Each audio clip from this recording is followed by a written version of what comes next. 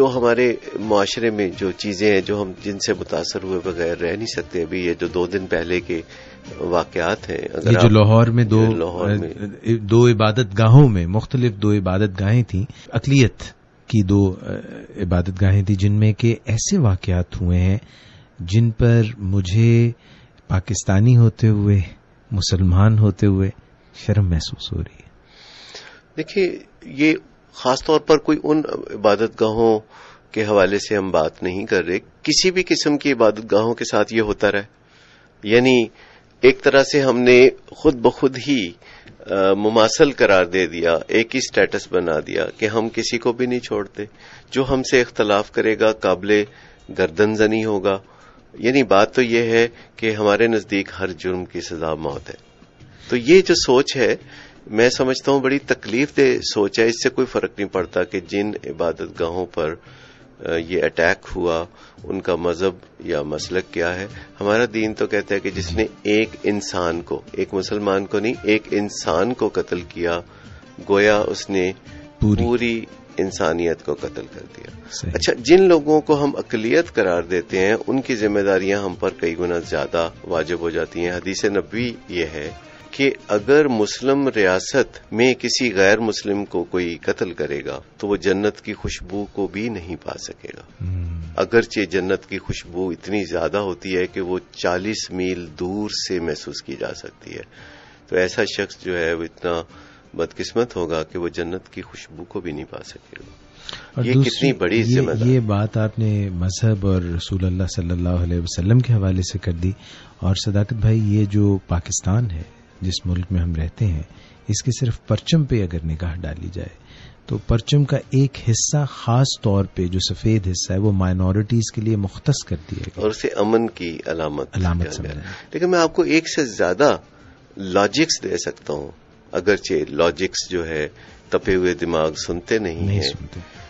ایک سے زیادہ لاجکس ہیں. طائف میں کچھ ناہنجاروں نے حضور نبی کریم صلی اللہ علیہ وسلم کو پتھروں سے زخمی کیا. مشہور واقعہ.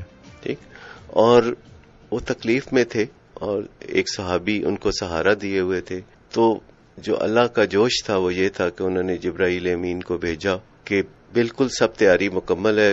جو پہاڑوں کو ہینڈل کرتے ہیں فرشتے، وہ تیار ہیں کہ 2 پہاڑوں کو ملا کے ان لوگوں کو پیس کے رکھ دیا جائے. صحیح. تو حضور نبی کریم صلی اللہ علیہ وسلم نے دعا کی کہ نہیں، ایسا نہ کریں، شاید ان کی اولاد میں سے کوئی ایمان لے آئے. ذرا آپ دیکھیے کہ کیا سوچ ہے، پازیٹیو تھنکنگ. اسی طریقے سے جب ان کی دانش مندی اور اسوہ حسنہ اور معاف کرنے کا جذبہ اس طرح کا ہو تو ہم کسی بھٹکی ہوئی عشق کی روش میں جب اس طرح کی حرکتیں کرتے ہیں تو میں نہیں سمجھتا کہ ہم کوئی صحیح رستہ اختیار کر رہے ہوتے ہیں. ہمیں دیکھنا چاہیے ہمارے عشق ہے، ہماری محبت ہے، ہمارے دل میں جو اونچا ترین مقام ہے ہمارے نبی کا صلی اللہ علیہ وسلم کا، ان کی تعلیمات کیا ہیں، ہم ان کی تعلیمات کو کتنا اہم جانتے ہیں، پیروی کتنا کرتے ہیں، ان کے بتائے ہوئے رستوں پہ کتنا چلتے ہیں. تو لاجک تو یہاں ہے. لیکن کیا ہے کوئی جو دلیل کی آواز سنے؟ اور صداقت بھائی، بات یہاں پہ یعنی جب ہم ایک سمت سے دیکھتے ہیں تو دوسری سمت سے، یعنی جیسے ایک بات آپ کہتے ہیں کہ مثال اس کی دینا چاہ رہا ہوں، پھر اس پہ آ جائیں گے کہ اگر بھیک لینا اچھا نہیں لگتا تو بھیک دینا بھی تو صحیح نہیں ہوگا. پھر تو بھیک دینے کو تو ہم تیار ہو جاتے ہیں، لینا ہمیں پسند نہیں ہے. اسی طرح سے اگر کوئی ہمارا مسلک جو بھی ہے، کوئی اہل سنت والجماعت ہے، کوئی شیعہ ہے، کوئی دوسرا ہے، اگر ہمیں یہ اچھا نہیں لگتا کہ ہماری مسجد پہ آ کے ہم پہ کوئی اٹیک کرے. دیکھیے، اللہ کا فرمان ہے کہ دین میں کوئی جبر نہیں جی. اور سورہ یونس میں ارشاد ہوتا ہے کہ اگر آپ کا رب چاہتا تو جو لوگ زمین میں ہیں سب کے سب ایمان لے آتے. تو پھر کیا آپ لوگوں کو مجبور کریں گے کہ وہ مومن ہو جائے؟ یعنی آپ مجبور کریں گے کیا اللہ نہیں کہتا کہ آپ آسانی سے اس سوچ پہ جا سکتے ہیں کہ میرے لیے میرا دین اور تمہارے لیے تمہارا دین؟ یہ جب ہم انکروچ کرتے ہیں، جب ہم دوسرے کی حدود میں داخل ہوتے ہیں تو یہ سب کسی لاجک کے تحت نہیں ہوتا، یہ تو بڑکے ہوئے جذبات کے تحت. آپ نے جو بات کہی کہ میرے لیے میرا دین اور تمہارے لیے تمہارا دین، یہ بھی قرآن ہی اس کا کوٹ ہے.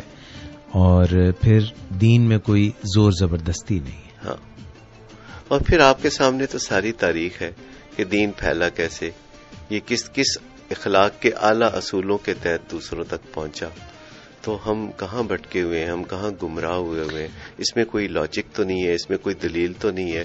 یہ تو بڑکے ہوئے حیوانی جذبات ہیں جو انسان کو کچھ بھی کرنے پہ مجبور کر سکتے ہیں. اچھا استاد بھائی، اگر معاشرہ اس کو کنڈیم کرے تو جو لوگ اصل میں یہ کچھ کر رہے ہیں ان پہ کوئی اچھے اثرات مرتب ہو سکتے ہیں؟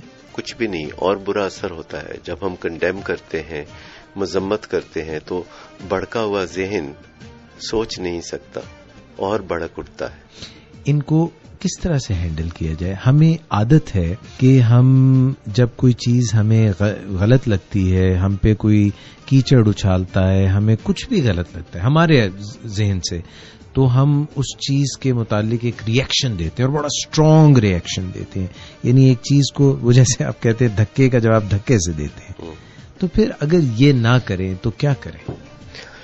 دیکھیں، ایک جو فارمولا ہے ورکنگ آن می فرسٹ، یعنی اپنی ذات پر کام کرنا اور اپنی زندگی میں بڑھکے ہوئے جذبات کو پہچاننا اور اپنے دماغ کو ٹھنڈا کرنا. اگر ہم اپنی ذات کی طرف توجہ کرنا شروع ہو جائیں تو یہ ساری دنیا کچھ اور نہیں، یہ ہم سب کا مجموعہ ہے. صحیح. اور یہ باتیں جو ہم کرتے ہیں تو ان باتوں کے کرنے کا مقصد یہ ہوتا ہے کہ ہم یونیورسل ویلیوز کو اب پہچان لیں. اب دنیا چھوٹے چھوٹے حصوں میں بٹی ہوئی جگہ کا نام نہیں ہے. یہ گلوبلائزیشن جو آپ دیکھتے ہیں، اور گلوبل بھی آگے لگا دیتے ہیں ولیج، یعنی ولیج ایک چھوٹی سی چیز ہوتی ہے جس میں سب ایک دوسرے کو جانتے ہیں. دیکھیں، وقت گزرنے کے ساتھ ساتھ اب انسان ایک دوسرے کے ساتھ میل ملاپ پہلے کی نسبت زیادہ کر رہا ہے. لیکن آپ دیکھیں ماضی قریب میں جب کوئی ایک ملک سے دوسرے ملک میں جاتا ہے اور وہاں جا کے اس کے جوتے اتروائے جاتے ہیں اور اس کی بیلٹ اتروائی جاتی ہے اور لگتا ہے کہ آگے اس سے بھی کچھ زیادہ حالات خراب ہوں گے. اور اب تو ایسے اسکینرز آ گئے ہیں کہ جو انسان کو ننگا کر دیتے ہیں. تو انسان ایک دوسرے کو ننگا کر رہا ہے. میں آپ کو بتاؤں، کبھی ہم سنا کرتے تھے کہ پاکستان سے لوگ امریکہ جاتے ہیں تو ان کے جوتے اتروائے جاتے ہیں. ہاں جی. اب کراچی، لاہور